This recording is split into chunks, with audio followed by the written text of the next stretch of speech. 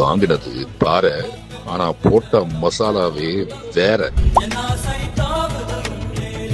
என்ன பொறுத்த வரைக்கும் அந்த மீனுக்கு அந்த masala, that mean that masala. So இந்த மீனுக்கு இந்த மசாலா போட்டதான் சமத்தியா இருக்கும்.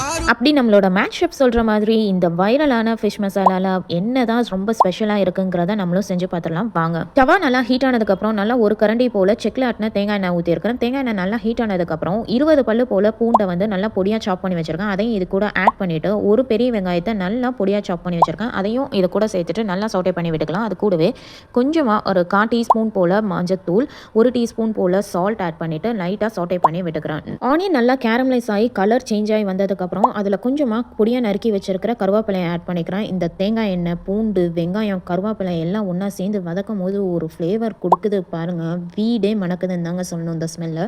அது கூடவே வந்துட்டு 1 டீஸ்பூன் போல் காஷ்மீரி மிளகாய் பொடி, இது ரொம்ப நல்ல கலர் கொடுக்கும். 1/2 டீஸ்பூன் போல் வந்துட்டு நார்மல் சில்லி பவுடர் ஆட் பண்ணியிருக்கிறேன். அது கூடவே 1 டீஸ்பூன் போல் கஸ்தூரி மேத்தி ஆட் பண்ணியிருக்கேன். இது ரொம்ப நல்ல ஃப்ளேவர் கொடுக்குதுங்க இந்த ஃபிஷ்க்கு. எல்லாத்தையும் நல்லா ஆயிலில் சோட்டே பண்ணி எடுத்துக்கலாம்.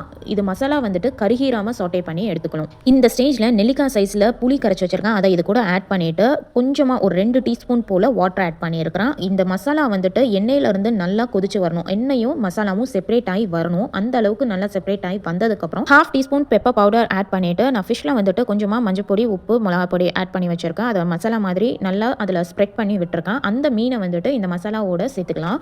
நல்லா ஒரு 5 மினிட்ஸ்க்கு 2 சைட்ஸும் வந்து பெரட்டி போட்டு நல்லா குக் பண்ணி எடுத்துக்கலாம். ஆயில் வந்து சைட்ஸில் இருந்து நல்லா ஸ்ப்ரெட் ஆகி வரும். அதை எல்லாத்தையும் மேலே நல்லா ஃபிஷ்ஷில் கோட் பண்ணி விட்டுக்கோங்க. அந்த ஆனியன்ஸு அந்த மசாலா எல்லாத்தையோட மேலே ஸ்ப்ரெட் பண்ணி கோட் பண்ணி ஃபிஷ் பேன் வந்து நல்லா ஃப்ரை பண்ணி எடுத்துக்கலாம். ஃபைனலாக பொடியாக சாப் பண்ணி வச்சிருக்கிற கொத்தமல்லி தழையை இந்த மீன் மேலே தூவி விட்டுட்டு நல்லா சுட சுட சாதத்தோட இந்த மீனை வச்சு சாப்பிட்டு பாருங்க, வேற லெவலில் இருக்குது. இதை நீங்களும் உங்கள் வீட்டில் ட்ரை பண்ணி பார்த்துட்டு எப்படி இருக்குன்னு சொல்லுங்கள்.